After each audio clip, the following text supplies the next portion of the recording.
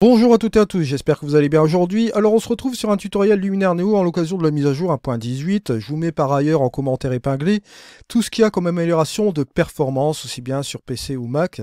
Je vous mets tout cela dans la description de cette vidéo, enfin plutôt dans le commentaire épinglé. Alors au niveau performance 1.18, on va utiliser justement cette photo qui provient du vlog que je vous ai posté cette semaine. Si vous n'avez pas vu ce vlog, je vous invite à le faire. Ce vlog qui a été tourné avec mon petit Osmo Pocket, bon, qui n'a pas trop apprécié le vent apparemment, puisque ça bougeait un peu dans tous les sens.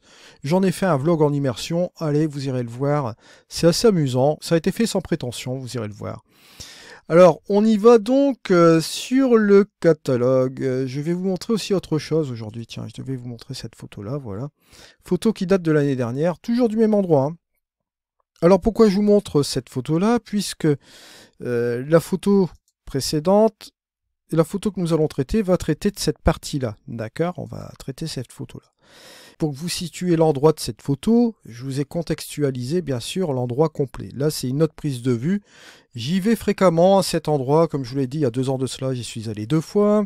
Mais avant d'aller sur cet endroit précisément, j'étais sur une autre falaise de l'autre côté dans les Cornouailles, en face pour regarder de loin ce que ça donnait. J'essaye de regarder un peu ce bras de mer principalement, ces différentes conditions lumineuses. À chaque fois, j'y vais sur différentes conditions lumineuses et j'essaye d'y aller à différents endroits pour avoir une photo assez particulière. Là ici, il va sans dire que je vais tout simplement post-traiter donc cette photo, cette partie-là de cette photo. On va la faire un peu popser et on va réviser ensemble les différentes fonctionnalités du Luminaire Neo, tout au moins dans son menu aussi. D'accord, j'ai utilisé plus ou moins aujourd'hui les versions de base ici qu'on puisse avoir dans Luminaire Neo. Je ne vais pas utiliser les extensions. Là ici, vous voyez que dans les favoris, j'ai réuni quelques outils.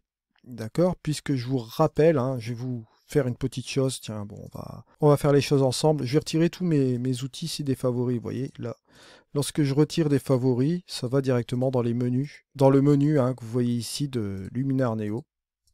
Voilà, juste ici. Là et là. Vous retrouvez bien sûr les outils de base. Si vous avez besoin d'ouvrir les outils de base et les outils portraits, vous pouvez le faire. Si vous voulez ouvrir les outils professionnels et les outils de base, vous pouvez le faire. Outils créatifs avec outils de base ou outils créatifs avec professionnel. Vous voyez, c'est très modulable et c'est très pratique parce qu'on les retrouve seulement à un seul endroit. Pas besoin d'aller à droite, à gauche pour aller chercher une fonctionnalité. Et ici, bon, très pratique. La chose que je fais, c'est que je vais aller sélectionner mon développement RAW. Je vous rappelle, petite pause, hein, que Luminaire Neo utilise une partie paramétrique pour le développement RAW et la partie séquentielle quand on utilise les outils non RAW, ce qui fait un moteur hybride de Luminaire Neo. Très pratique aussi également. Je vais ajouter l'amélioration AI, la structure AI, l'outil couleur. Je vais prendre le paysage, la vignette pour finaliser parce que je vois un peu ce que je vais faire. Le créatif ici, je vais prendre pourquoi pas l'éclat et le mystique, voilà. Rééclairage AI, pourquoi pas, j'ai une petite idée là-dessus. Le reste, non, voilà. Je vais ici aller dans les professionnels, utiliser mon super contraste et mon harmonie des couleurs. Voilà. Et si j'ai besoin de quelque chose, j'irai encore rechercher. Et là, vous voyez que j'ai un workflow personnalisé. J'ai tous mes outils. Je n'ai plus à aller dans les menus. Si je veux utiliser simplement mes outils favoris là, ben, je le fais sans aucun problème. Et je vous rappelle, à chaque fois que je vais utiliser plusieurs fois le même outil, je peux le faire dans Luminaire Neo. Ça se retrouvera dans l'onglet modifications. N'oubliez pas les pré-réglages. Ah ouais, petite parenthèse au niveau des pré-réglages. Vous avez un pack de pré-réglages qui vient de sortir sur le marketplace. Il s'agit des lieux abandonnés. Vous pouvez le retrouver, c'est un pack de presets dont j'ai réalisé les designs, donc n'hésitez pas à les voir sur le marketplace bien sûr, ou dans la description de cette vidéo, vous avez toujours les liens d'affiliation aussi pour les Luminaire Neo, etc.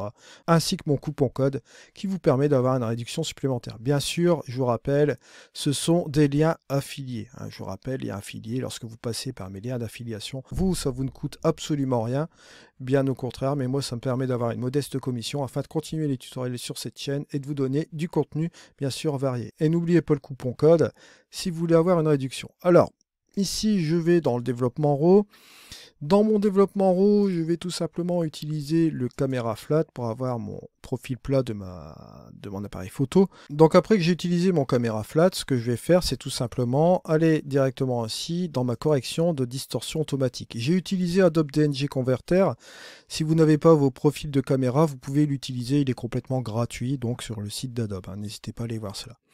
Je vais aller faire ma balance des blancs ici. Je vais aller sélectionner un point plus ou moins blanc ici. Bon, voilà, l'idéal ici comme ceci. Voilà, voilà, on est comme cela. Et je vais aller faire un petit zoom ici. Comme je suis sur mon fichier RAW qui est relativement mou, je vais lui rajouter un peu de netteté. Vous voyez que la netteté du Luminar Neo ici est suffisante pour ajouter ici ce qui suffit en netteté pour lui rajouter un peu de gouache au niveau de l'image.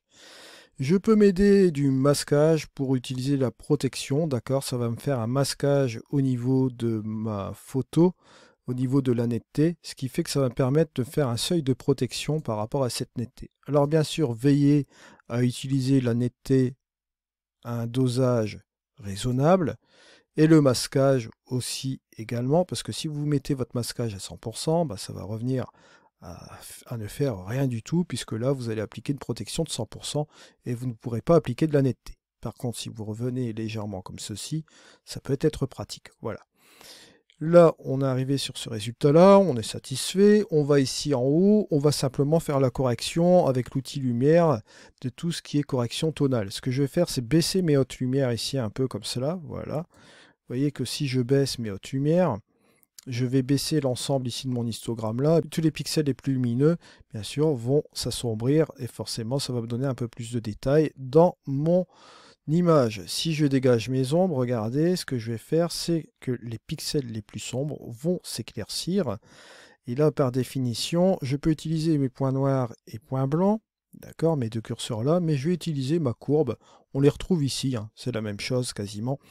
Et vous pouvez utiliser aussi les tons moyens avec ce point ici de ma courbe, de la courbe. Alors je vais tout simplement ici, comme les niveaux, comme un curseur de niveau qu'on pourrait retrouver dans Photoshop, utiliser cette chose-là ici et utiliser le point là pour me retrouver là ici, sur l'extrémité là pour avoir la bonne luminosité. Je peux appuyer sur la touche J pour avoir l'écrêtage. Voilà, mais bon, là je ne vais pas en avoir nécessité, donc je vais rester comme ceci. Je vais baisser un peu mes tons moyens pour récupérer un peu ce détail. Regardez, rien qu'avec ces petites opérations qu'on a fait ici, si je fais mon avant et mon après, on a quelque chose de super intéressant à l'œil, bien sûr. Alors bien évidemment, au niveau de la balance des blancs, l'idéal c'est de prendre une valeur rouge, vert et bleu, on va dire neutre, d'accord, avec les mêmes valeurs. Rouge, vert et bleu avec les mêmes valeurs, mais bon, si ça part un petit peu comme ceci, c'est pas vraiment gênant. Tout au moins, on va partir sur du créatif, donc on va pas s'embêter non plus. Si on veut revenir un peu en arrière, on peut le faire aussi également, vous voyez, juste comme cela. Histoire d'avoir toujours cette espèce d'heure dorée que vous voyez ici. On va repartir de toute façon dans d'autres choses en fermant l'outil développement RAW. Alors, développement RAW, lorsque je vais dans l'onglet modifications, je retrouve les mêmes réglages, comme vous le voyez ici. Alors bien évidemment, à savoir un truc avec le développement RAW, si vous voulez aller dans la courbe et fermer les noirs et blancs, vous pouvez le faire comme vous voyez ici. Si vous voulez fermer la courbe et ouvrir la netteté, vous pouvez le faire. Si vous voulez ouvrir la réduction de bruit, parce que vous avez une réduction de bruit de base dans ce que vous pouvez intervenir aussi sur le RAW, et vous avez l'extension sans bruit RAW si vous voulez aller davantage aussi avec vos photos. Bon là, il s'agit d'une photo qui a été prise avec 100 ISO, ça va. Si à la rigueur vous voulez utiliser l'extension sans bruit AI, qui se transformera en sans bruit AI dans le menu, qui ne sera pas sur le fichier RAW mais en sortie, vous pouvez le faire aussi également éventuellement sans aucun problème. Si vous avez un peu de bruit dû à la post-production, ça peut être aussi une possibilité. Alors là, bien évidemment, vous pouvez utiliser l'amélioration AI. Je vais booster l'accent, comme vous le voyez ici. Je vais booster mon amélioration aussi l'embellisseur de ciel, à savoir que l'accent AI va interagir sur 12 actions, que ce soit la saturation, que ce soit les contrastes, etc. Et l'embellisseur de ciel, bon, ça va interagir principalement sur le ciel, mais pas que, ça peut interagir aussi sur d'autres parties du ciel, mais ça va agir essentiellement, comme vous le voyez ici, sur cette partie du ciel là, comme vous voyez là.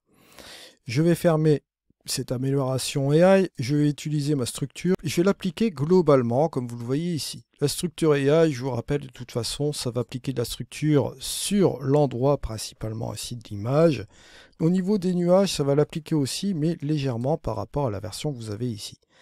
Maintenant, ce que vous pouvez faire, c'est lorsque vous appliquez une structure, bon, pas besoin de l'appliquer à 40, on va l'appliquer à 25, pourquoi pas, ou 28. De toute façon, on est sur un profil plat, donc ça va. Je vais fermer ma structure, je vais appliquer ici, vous allez le voir, le mystique qui va apporter un peu de douceur ici dans mon image en même temps et améliorer un peu sensiblement les contrastes tout en apportant une touche de rêve comme cela. Vous voyez, juste comme ceci. Donc le mélange de la structure et du mystique peut apporter un truc intéressant. Je peux même jouer avec mon lissage, hein, comme vous le voyez ici. Soit je vais par exemple ici, voilà, juste comme ça, ou bien de l'autre côté, mais je pense que de l'autre côté ici, comme ça c'est intéressant. Surtout au niveau des contrastes, ça fait un petit truc super sympa ici. Vous voyez, avant, après. Donc le mélange, vous voyez, des deux structures et mystiques nous apporte cet effet-là. Petit truc aussi au niveau des super contrastes, je peux renforcer encore un peu plus les contrastes. Regardez, boum boum, hop, au niveau des ombres, je peux le faire aussi encore également. Ça va accentuer même encore un peu plus la couleur. Moi-même ici au niveau de la couleur, vous allez voir, on va pouvoir rattraper un peu l'ensemble comme cela. On commence à avoir un peu plus de saturation de gouache sur tout l'ensemble de l'image ici. Ça peut être contrôlable aussi après, revenir un peu en arrière sans aucun problème. Vous allez voir ici, hyper facile d'y revenir. Si on va dans la couleur par exemple, qu'on va dans l'onglet saturation, d'accord, on peut très bien désaturer un peu les oranges, voilà, ainsi que les jaunes, voilà, et même les bleus, légèrement comme cela. Vous voyez, on peut revenir quand même un peu en arrière comme ceci, avant, après. Vous voyez, on peut revenir ici sur son édition sans aucun problème. À part que pour les jaunes, je vais quand même garder, ou bien je vais rester comme ça, voilà. Vous voyez, je vais désaturer les oranges et les jaunes comme cela, et je vais revenir. Et je vais revenir ici dans mon paysage. Je vais rajouter un peu d'or doré, mais en contrôlant quand même un peu davantage. Voilà. À 20 ici. Vous voyez, légèrement comme cela. On obtient ce résultat-là. Après, ce que je vais faire, regardez, allez, petit tour de passe-passe, on va utiliser le rééclairage AI. On va utiliser la luminosité proche. Je vais même interagir avec la profondeur, voilà. Vous voyez, parce qu'il y a toujours une section ombre ici. Bon, bien sûr, je vais faire attention pour pas que ce soit trop fort non plus. Voilà, avant, après. Et la luminosité lointaine, c'est au contraire, je vais la baisser un peu. Voilà, je vais faire un équilibre entre les deux. Bon, réduire le halo, bon, par sécurité, on va le mettre légèrement comme ceci pour pas qu'au niveau des bords ce soit un peu marqué. Voilà, vous voyez ici, avant, après. Et vous voyez, ça commence à prendre forme là. Surtout sur cette première partie là qui est juste ici, on a un peu de gouache ici au niveau de la photo, on a, comment dirais-je, des couleurs assez intéressantes. Bien sûr, comme on le voit ici au niveau des bleus, bon, on a toujours cette profondeur et cette densité hein, qu'on a rattrapée puisqu'on a joué avec le rééclairage AI. On peut retourner dans l'onglet modification sans aucun problème. Je vais vous montrer un petit tips aussi encore une fois. Si vous voulez revenir encore dans la couleur, quand on est dans l'onglet modification, on peut revenir sur ce qu'on a fait comme étape ici. On peut encore monter sur le HSL, revenir sur la saturation, désaturer encore davantage ici les bleus, d'accord, juste comme cela. Comme ça, lorsqu'on va revenir ici sur le paysage, voilà, bon, on revient sur cette partie-là, et si on revient sur le rééclairage, vous voyez que la densité des bleus n'est pas trop exagérée comme ceci. On obtient ce résultat qui est pas mal du tout. Voilà, une fois qu'on a fait cela, on va finaliser quand même un peu l'ensemble, on va utiliser le vignettage. Si j'utilise le vignettage, je vais choisir un sujet, je vais prendre par exemple ici cette partie-là, je vais fermer ici, utiliser la taille, la progressivité, la lumière interne, je reviens ici là-dessus, voilà, tout doucement. Je vais même recentrer cette chose-là ici, et baisser pourquoi pas un peu comme cela. J'obtiens ce résultat-là. Après, à voir, hein, si on regarde un peu l'ensemble comme ceci, on peut très bien utiliser l'harmonie des couleurs. Si je prends l'harmonie des couleurs, je peux, pourquoi pas, booster un peu les bleus et un peu les magentas ici au niveau des tons moyens, pour faire cette séparation-là. Au niveau des ombres, pareil, je vais rejouer un peu avec les bleus. Et un peu de cyan, pourquoi pas. Je vais revoir quand même au niveau des tons moyens, j'ai un peu boosté un peu trop l'ensemble. Il faut faire vraiment attention lorsque vous voulez shifter un peu les couleurs comme cela. Voilà. Comme ça, vous voyez ici, là, avant, vous voyez que ça partait un peu trop dans le vert, un peu là, vous voyez. Et donc, forcément, le vert étant une couleur un peu trop proche du jaune, là, il a fallu séparer quand même un petit peu les couleurs comme cela. Voilà. Du coup, on rattrape quand même un peu cette densité des bleus ici. Ce que je peux faire aussi, c'est enlever un peu d'éclat. Voilà. Et voilà, on en arrive un peu sur ce résultat-là. Je vais fermer ce truc-là. Bon, je l'ai fait après la vignette, c'est pas un problème. Si je fais ma différence, regardez avant et après. Notez la différence quand même. Hein. Voilà. Avant. Après. Avant. Après. Et bien sûr, bon, on va faire notre petit truc aussi habituel. Ce que je vais quand même faire comme truc, c'est que j'enlève quand même mon vignettage. Le vignettage, on le fera après.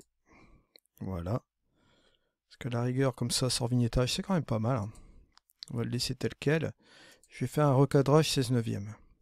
Voilà. Juste comme cela, avec la petite pointe qui va comme ça. On va fermer. Et on va exporter. On va exporter, bah là, tiens, je vais le faire en TIFF. Voilà, TIFF de bonne qualité, profondeur en 16 bits, voilà, sans compression.